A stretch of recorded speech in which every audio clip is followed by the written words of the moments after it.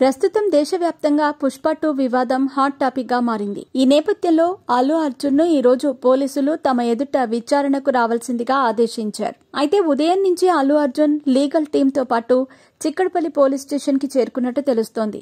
ఈ క్రమంలో మరోవైపు ఇది పొలిటికల్ టర్న్ తీసుకుందని కొంతమంది కామెంట్లు చేస్తున్నారు. ఇదిలా ఉండగా పుష్ప 2లో శ్రీవల్లి పాత్రలో నటించిన రష్మిక మందనను కూడా ఇటీవల ఈ వివాదంలోకి లాగినట్టు తెలుస్తోంది.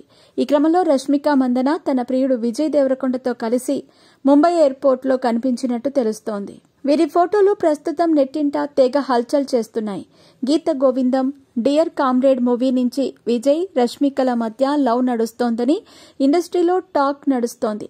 ఈ వార్తలను బలపరిచేలా ఇద్దరు కూడా జంటగా టూర్లకు వెళుతూ ఉంటారు. ఇటీవల దీపావళి సెలబ్రేషన్స్ పుష్ప 2 మూవీని కూడా రష్మిక మందన, విజయ్ దేవరకొండ ఫ్యామిలీతో కలిసి చూసిన విషయం తెలిసిందే.